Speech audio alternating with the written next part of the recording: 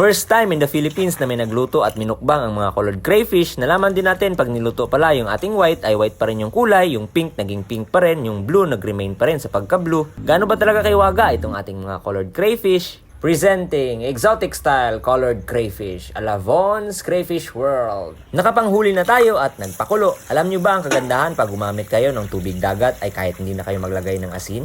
Charit lang po. Dito na natin malalaman dahil iisa-isayin na natin itong ating mga colored crayfish. Simulan natin dito sa ating white at kita nyo naman nag-steady pa rin sila sa pagka-white. Sunod na natin itong ating buhay pa pero luto na red-orange clarky natin. At syempre walang nagbago. Ikaw pa rin mahal ko? Hindi. Ito naman yung ating red swamp. Sinaglit lang po natin yan pero mamaya pupula din po yan. Nanghihinayang naman tayo dito sa ating pink. Breeder po natin yan. Akala ko pupula, magre-remain lang din pala. Sunod yung ating mga brown ghost. Hindi pa nagbago pero mamaya makikita nyo yung resulta pag luto na sila. Next naman yung ating blue dragon, same lang dun sa mga ghost, mamaya pa natin makikita yung totoong kulay nila. Ngayon dito naman tayo sa ating red dragon, kung yung white kanina hindi nagbago, nag-remain lang din yung white at red niya. Dito naman sa ating electric blue, nagulat ako, malaki pa naman yung expectation ko, akala ko hindi magbabago, pero nagkamali po tayo, unti-unti na rin pumupula yung nasa tail part niya. Last is yung pinakamalaki sa lahat, yung ating ARC, nasa 7 inches po pala to, masakit dahil taon na rin yung pinagsamahan namin neto. Kung mapapansin nyo, matamlay po siya, molting po kasi yan. Ito na rin siguro yung reason kung bakit hindi siya masyadong naging orange. Pag sasama-samahin na natin sila lahat, muntik pa natin makalimutan itong ating BK. Malit lang kasi yung available natin. Akala ko talaga magsisteady lang sa black, pupula din pala. Pakukuluan lang natin yan ng mga 38 years. Hindi, magluluto na rin tayo ng mais. Kumpletos na mga Ricardos, simula na ang seremonyas. Una, nagpainit lang tayo ng mantika at naglagay na tayo ng butter. At yun, malakas pala yung ating apoy. Muntik nang masunog yung ating palaisdaan. Buti na lang yung kawali lang. Sinunod na natin yung ating minced garlic at yung ating pampakulay at pampalasa. Yung ating tomato paste at oyster stir sauce. Nilagay na rin natin yung ating mga colored crayfish. Konting mekos-mekos lang at maglalagay na rin tayo ng Sprite. Magdadagdag tayo ng 7 pala ng asukal, 52 pieces ng asin, at maglalagay na rin tayo ng dinurog na 7 kilo ng paminta. Sinunod na natin itong ating mais, at konting mekos-mekos ulit, at luto na ang ating buttered garlic line.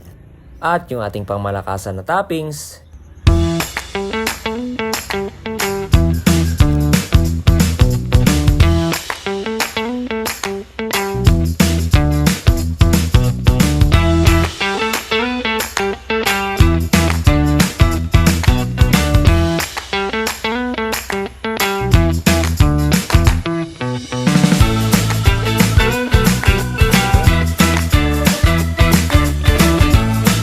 Hindi matatapos itong ating video kung di natin titikman. Kakamayin ko na po to. Huwag po kayong magalala, naghugas naman po ako kahapon. Kahapon pa yun eh. Grabe ang lambot. Pumasok din pala sa loob yung sarsa. Sabik na rin tayong umpisahan. Para sa inyo itong ating first bite.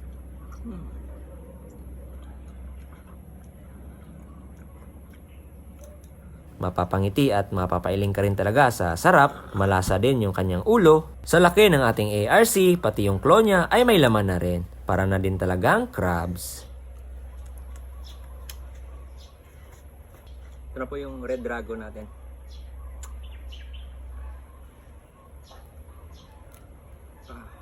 Ito po.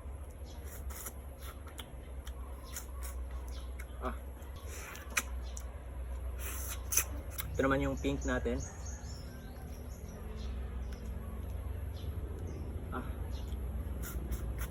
Ito naman yung ating red swamp. Yun. Sarap. Sausaw natin dito. Sausawan natin.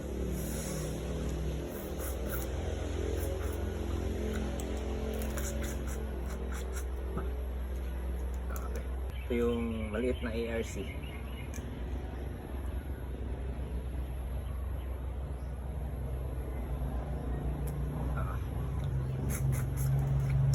Sarap din na sa ulo niya eh. Doon kaagad yung mga lasa. Yun o.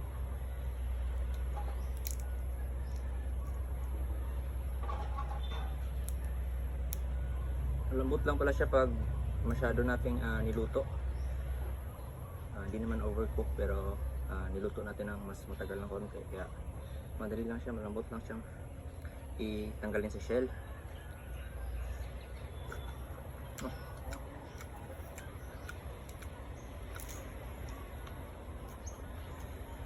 Grabe.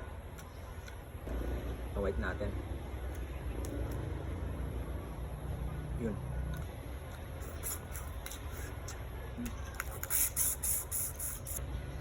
Yun. Subukan natin lagay sa lettuce. Yan. Tapos konting kanin. Tapos buhusan natin ng konting sarsa.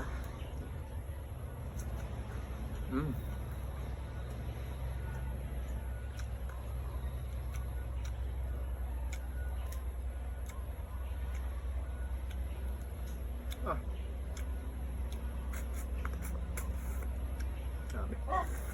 Yan.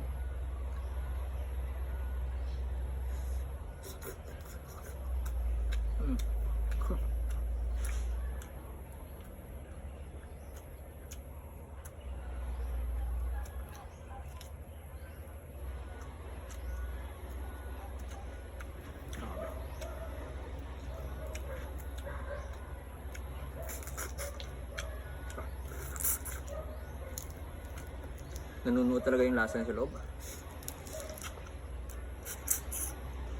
Yun, nahihila lang din talaga siya.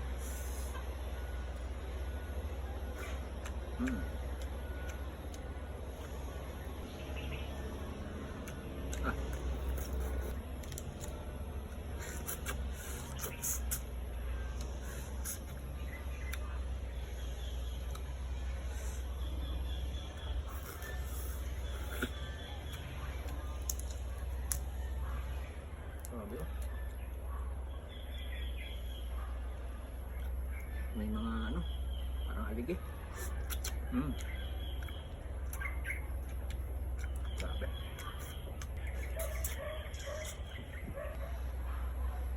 Yun.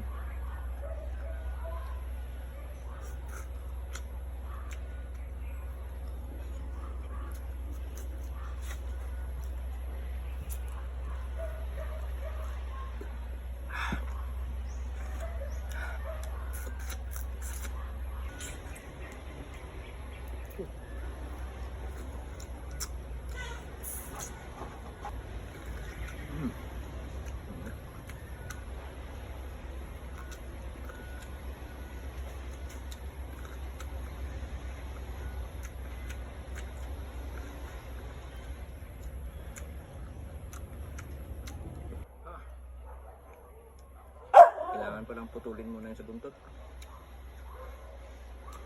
Pala. Putulin lang sa buntot, tapos hilain. Tapos sa lettuce, kanin. Nice.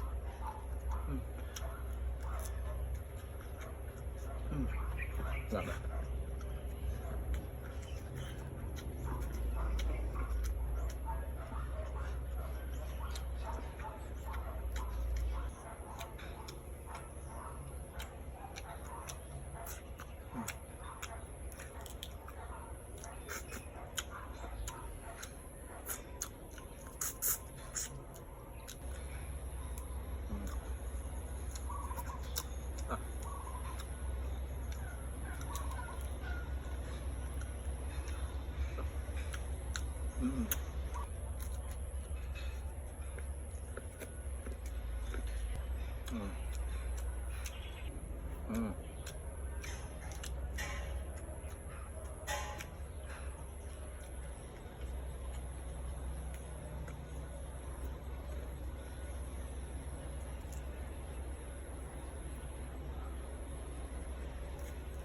Grabe, sarap. Tapos daanan ng kanin. Yun.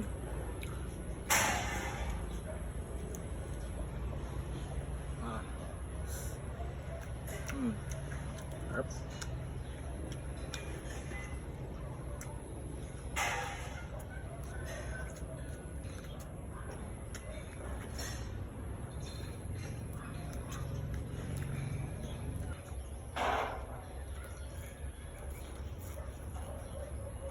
Sold.